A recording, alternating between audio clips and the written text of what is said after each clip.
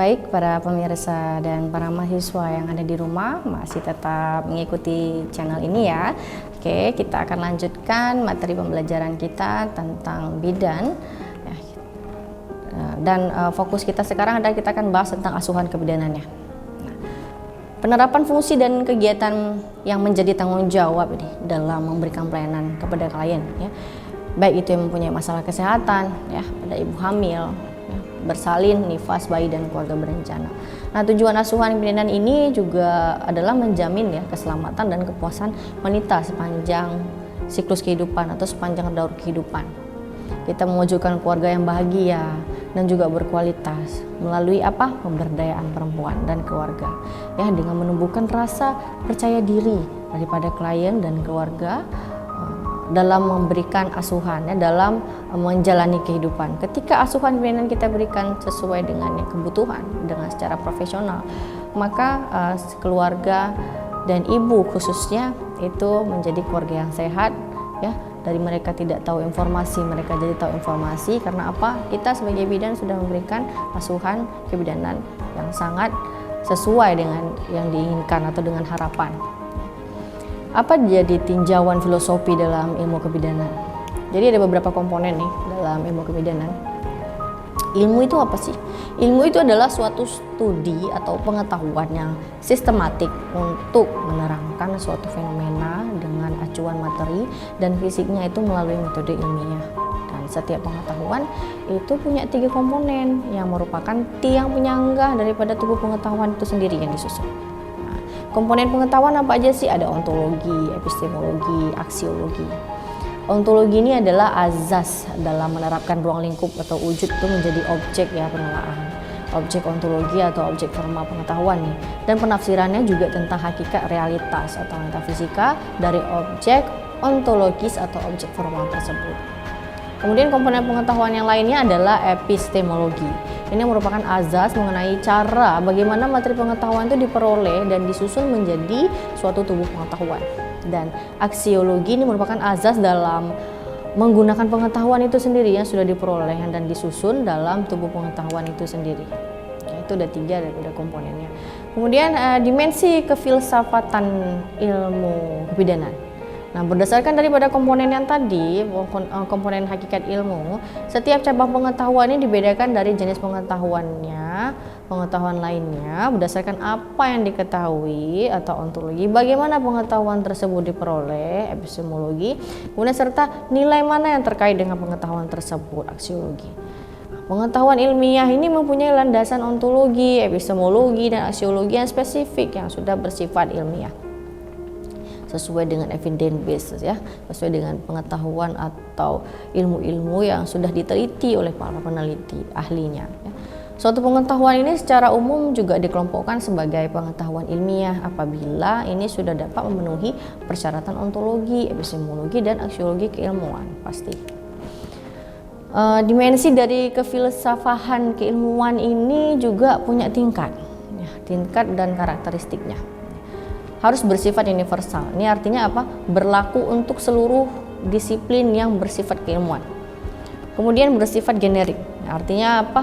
Mencirikan segolongan tertentu dari pengetahuan ilmiah. Kemudian juga bersifat spesifik. Artinya itu memiliki ciri-ciri khas ya dari sebuah kedisiplinan ilmu yang membedakannya dengan kedisiplinan ilmu lainnya. Contoh kayak kita bidan ya, pasti kita ada membedakan antara kedisiplinan ilmu kita kebidanan dengan kefarmasian misalnya, dengan keperawatan. Ada perbedaannya. Nah, tubuh dari pengetahuan kebidanan apa saja sih? Jadi disiplin keilmuan kebidanan ini punya karakteristik juga dan spesifikasi itu baik formal maupun objek material. Misalnya kalau dari objek formalnya itu disiplin keilmuan kebidanannya ini adalah cara pandang kita yang fokus pada objek penelaahan dalam batas ruang lingkup tertentu. Siapa ruang lingkup kita tadi? Wanita sepanjang siklus kehidupan. Nah, itulah objek formal kita. Kemudian mempertahankan status kesehatan reproduksi, termasuk juga kesejahteraan wanita sejak lahir sampai tua. Juga bagian kita juga termasuk dari berbagai implikasi dalam siklus kehidupan atau komplikasi kesehatan juga dalam siklus kehidupan. Ya.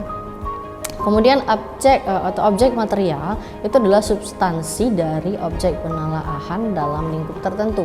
Dan objek material dalam disiplin ilmu kebidanan ini adalah siapa? Janin, bayi baru lahir, bayi, balita, wanita secara utuhnya dalam siklus kehidupan. Dan itu juga sesuai dengan ruang lingkup daripada kebidanan ya, dan fokus pada kesehatan reproduksinya. Nah, ada beberapa ilmu-ilmu dasar yang harus diketahui nih di dalam kebidanan.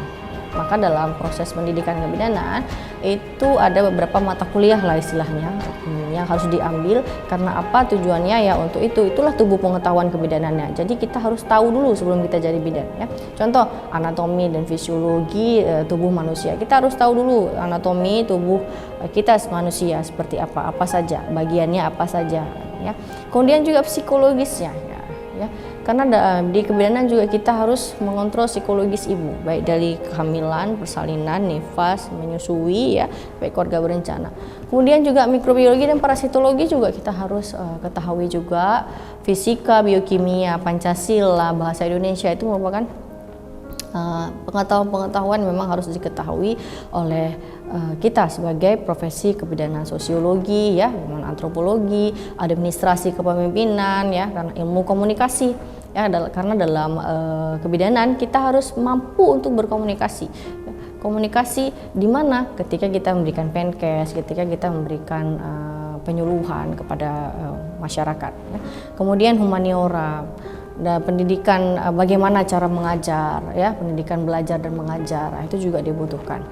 Ilmu dasar lainnya adalah ilmu kedokteran seperti kita pelajari obstetri dan ginekologi ya. Nah, itu juga perlu diketahui oleh kita sebagai kebidanan ya, profesi kebidanan ya. Farmakologi juga obat-obatan ya, kita harus juga setidaknya mengetahui tentang obat-obatan. Epidemiologi ya, statistik, pengolahan data, teknik kesehatan dasar, kemudian paradigma daripada kesehatan itu sendiri. Ilmu gizi juga, hukum kesehatan kita juga harus tahu ya, kesehatan masyarakat secara umum ya. Bagaimana metodologi riset itu, bagaimana dalam melakukan penelitian itu juga kita harus tahu. Itulah tubuh daripada pengetahuan kebidanan. Serta dasar-dasar kebidanan, apalagi itu memang harus sangat penting ya.